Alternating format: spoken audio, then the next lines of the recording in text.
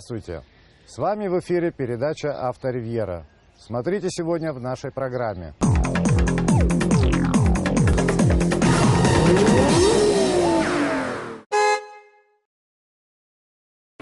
Сегодня гость нашей программы – председатель правления Сбербанка Абхазии Тимур Бганов.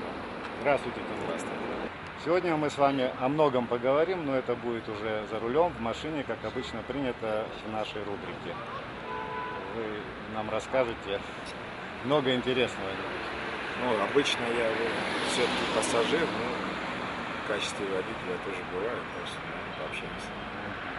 Ну, мы затронем еще и вашу сферу немножечко. С удовольствием расскажу, если что-то знаю.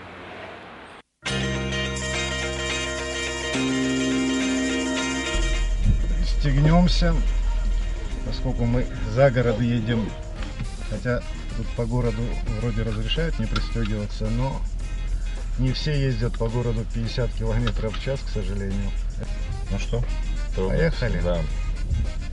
Мы едем в наш Афонский филиал. Мы сейчас там ведем ремонтные работы. Вот заодно посмотрим. Не все лично знают руководителя Сбербанка. Традиционно вопросы о вашей работе. Сколько лет вы работаете? Ну, у меня стаж в банковской системе более 20 лет. Я даже до войны начал работать. Тогда был в Центральном банке. Мы создавали расчетно-кассовый центр, а потом в 98 году я уже перешел работать в Сбербанк Абхазии. То есть с этого времени, в принципе, и началось... Ну, Сбербанк Абхазии работал, но вот активно, как он начал, он сегодня у нас лидер на рынке банковских услуг и по количеству активов, по количеству операций, по количеству клиентов. Ну и самая разветвленная сеть. Ну да, и самая разветвленная сеть, которую мы продолжаем развивать. Обязательно пропустим пешеходов. Пропустим, да, и другие пропустят.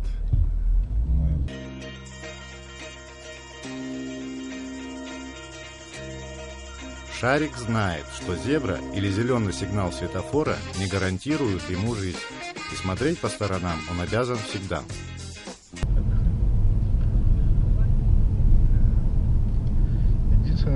Мне интересно, как обычному человеку, банкиры — это такая штучная, наверное, штучный продукт. Их у нас, наверное, немного. Сколько банков, столько и банкиров. А вот если основывается еще один банк, откуда берутся банкиры? Ну, как бы сказать, незаменимых людей, наверное, не бывает, но, в общем-то, даже в инструкции сказано о том, что руководителем банка может стать только человек, который имеет опыт работы на руководящей должности не менее 2 лет. Ну, что отличает банковского работника от обычного, особенно кредитных работников, это то, что кроме своей работы он должен знать и работу клиентов, ориентироваться в рынке, понимать перспективы, проблемы этого, отлично знать бухгалтерию, прочесть его баланс. Это все вещи, которые... То есть уровень банковского работника должен быть выше, чем любого другого. Ну, найти опытного банкира с таким опытом работы сложно найти. Ну, мы чуть позже коснемся вашей сферы, применимо к чаяниям автолюбителей. А сейчас вот, как обычно, мы поговорим, какой стаж у вас за рулем? У меня тоже лет 20 стаж. Мне первую машину отец подарил, и когда я пришел с армии, подарили машину, тогда шестерка. У меня была первая машина. В принципе, на ней я, в общем-то, и научился ездить. Ездил я, конечно, не очень хорошо, но, наверное, сейчас обычно я пассажир, но иногда и за рулем. У банковского работника и у водителя схожие немножко, наверное, качества должны быть. Это аккуратность, точность, пунктуальность, внимательность. Но вот в рабочее время очень тяжело. Это постоянное звонки, отвлекаюсь от дороги, поэтому стараюсь, если есть возможность, да, чтобы кто-то меня все-таки Пассажиром быть. Да, быть пассажиром. Ну, у нас движение на дорогах — это волнующая всех тема. И вот буквально прошлый месяц было много ДТП. И у всех, в принципе, этих ДТП, как следствие, было превышение скорости, очень значительное превышение. Но на этот счет у меня одно мнение. Здесь надо просто неотвратимость наказания, строгость работников ДПС. Да, во всем мире так, сейчас ничего нового не придумают. Да, ничего Видеофиксация, она очень хорошо работает. Вот это всякая разъяснительная работа, уговоры, там, все это, конечно, нужно, но это все по сравнению со строгими мерами на дороге, это все не... Без конца платить штрафы, да, надоест, и машину будут отнимать, на стоянку ставить. Это есть же примеры, мы переезжаем границу и очень даже прилично начинаем ездить. Ну да, каждому за рулем надо понимать, что лететь с выпученными глазами — это ни к чему хорошему не приведет. Агрессивная езда тоже никогда ни к чему хорошему не приводит. За рулем надо быть внимательным, аккуратным. Мы, к сожалению, все уже привыкли к автомобилям как к какой-то данности, но это средство повышенной опасности. Да, что здесь добавишь? Там, ладно, когда они превышают скоростной режим, потом идут на другое нарушение, там выезд через сплошную полосу. И еще усугубляют иногда тем, что там навстречу едет колонна, но водитель тот рассчитывает, что он все-таки проскочит. Вот эта авось за рулем — это страшное дело. И вот когда набирается вот так 2-3 одновременно нарушения, там неизбежно ДТП. Ну, я бы вот еще на эту тему что добавил. Вот, все-таки есть мнение, вот наши ограничения по скорости, совсем, иногда просто невыполнимые, да. Ну, по основной магистрали, да? Вот. Ну, по основной магистрали в городе 50 километров в любое время, да. То есть мало кто ездит 50 километров там после 11 вечера. Такие современные машины, так легко разгоняемые. Трудно это представить. В некоторых случаях я согласен с вами, но при такой насыщенности, вот как в городе, и автомобилей, и людей, да у нас еще и животные, даже в городе. И вот, допустим, того же пешехода пропустить, если ты едешь 70, нереально. То есть ты резко остановишься, кто-то не остановится, собьет этого пешехода, или кто-то едет твою машину. Здесь должны специалисты сказать, сейчас мы с вами проезжаем, знак 50 километров в час. Вот я считаю, просто перебор. Автозаправка и здесь въезд, может быть. Они, к сожалению, тоже да, наверное, какая-то причина есть этого, но... Другое дело, что этот въезд неправильно, с моей точки зрения, организован. Там разворот они сделали там, где вообще узкая дорога. Хотя здесь ширина полотна позволяет. Да, есть две полосы, вот организовать здесь поворот. Наверное, так и есть.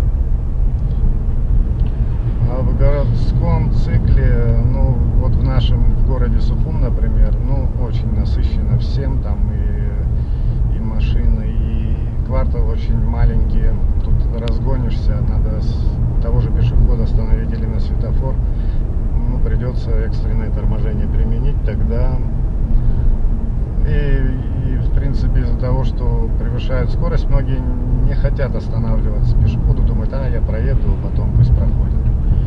Хотелось бы узнать о вашей машине, вот Mercedes. Да. Это случайный выбор? Наверное, можно сказать, случайный.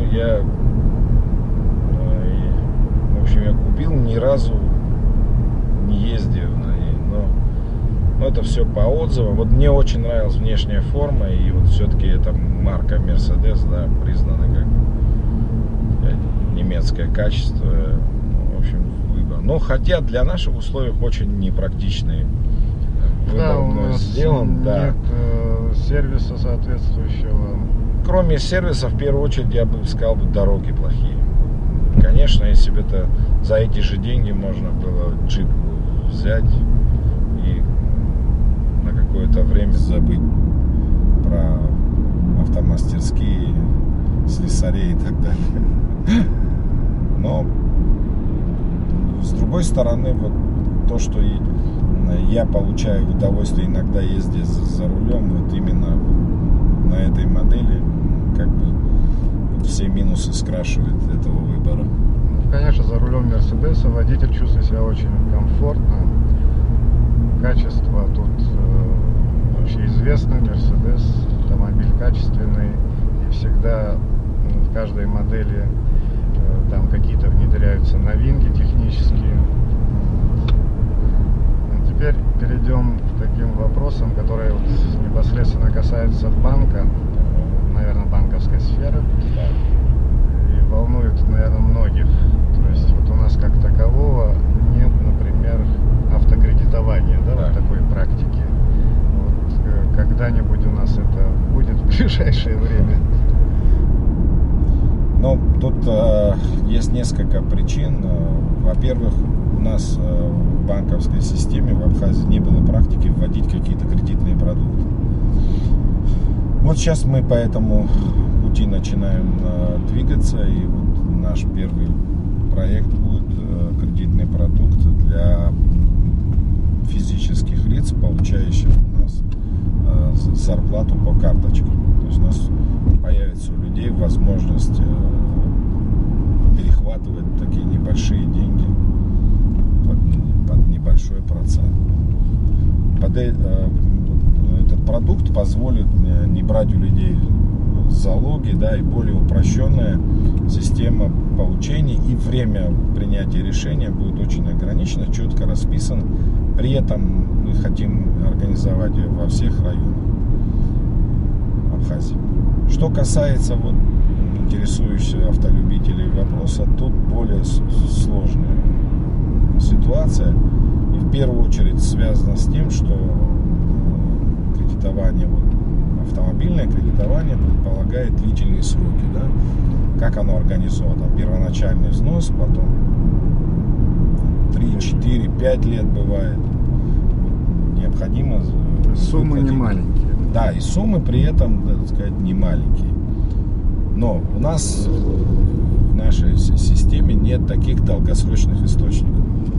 Во всем мире источником это денежные вклады населения. И эти люди там на 5, на 10, на 20, 25 лет бывают, размещают деньги. В нашем случае представить такие долгосрочные вклады, то есть источники этого кредитования, пока сложно. Конечно, со временем наши люди богаче станут, это неизбежный процесс, возрастет доверие к банковской системе, второй момент, и какая-то вот более-менее появится, да, кроме этого еще появится какая-то стабильность, и все эти вещи скажутся на том, что люди начнут откладывать деньги на какие-то мероприятия на длительные сроки. Вот тогда неизбежно появится востребованный кредитный продукт.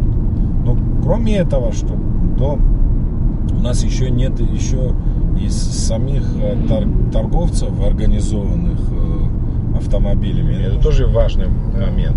Как дело в том, что в процессе некоторые продавцы, они еще с банками имеют договоренности там, и возникают там финансовые взаимоотношения, и там и реклама есть, и есть другие вещи, которые как бы стоимость кредитного продукта снижают, потому что некоторые продавцы берут на себя обслуживание части процентов. Ну, то есть это процесс, который он взаимный. Да, устоявшиеся. Салоны, да.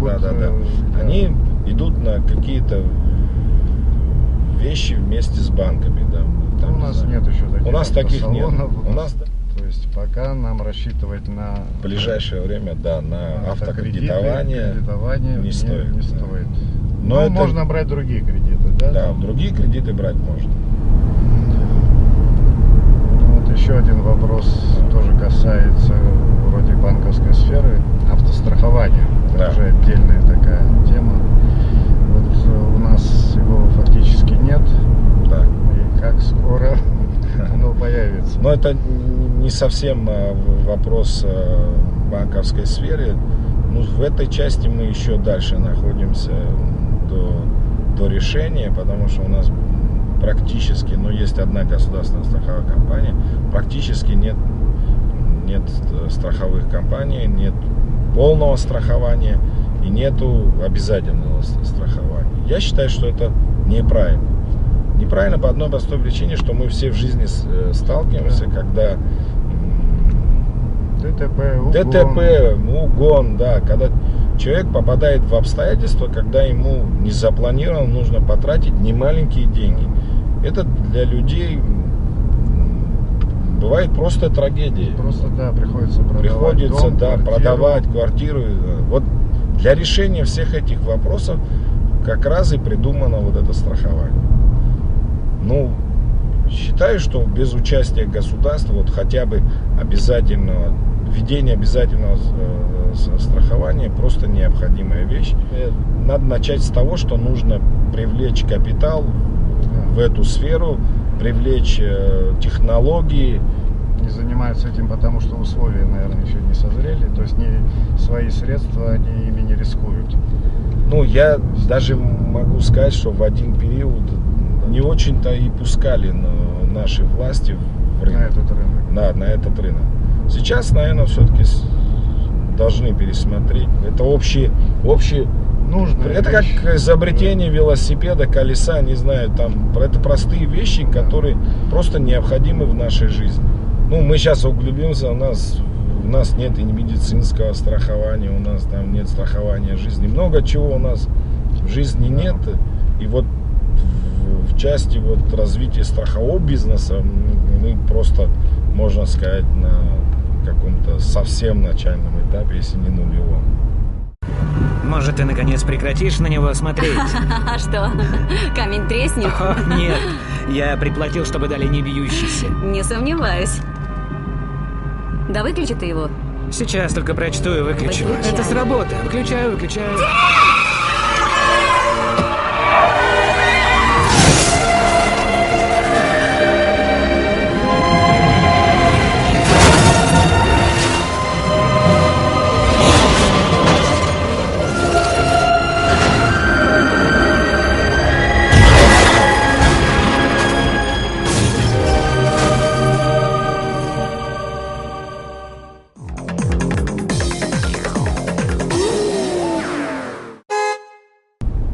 Но, на мой взгляд, вот самыми опасными водителями все-таки являются люди, которые там год, полтора, может даже 2 стажа имеют. У людей появляется уверенность и, можно быть, сказать, что они смогут все на дороге. Вот эта категория людей, наверное, с ними какая-то работа или как-то надо объяснять, может, даже в вашей с ними передаче. очень сложно, действительно, через год, через 2 водителю кажется, что он Да, что он все уже умеет. ас. Да. Вот. Потом возникает ситуация, где он переоценивает свои возможности, и это приводит к ДТП. В общем, вывод один. Надо строго навести строгий порядок. Ну, надо делать то же самое, что делают другие. Да, в общем, что другие, ничего изобретать. Да. Вот мы приехали в Афон. Да, сейчас будем поворачивать к нам. Посмотрим, как идет строительство. Афонцам без Сбербанка, наверное, тяжело сейчас. И сейчас наш филиал — это единственное банковское учреждение, которое здесь функционирует. Спасибо вам, Тимур, за беседу. Сегодня с нами был председатель Сбербанка Абхазии Тимур Бганба. Слава богу, по-моему, вас довез безопасно. Очень комфортно, доехали до Афона. Спасибо вам. Спасибо вам тоже.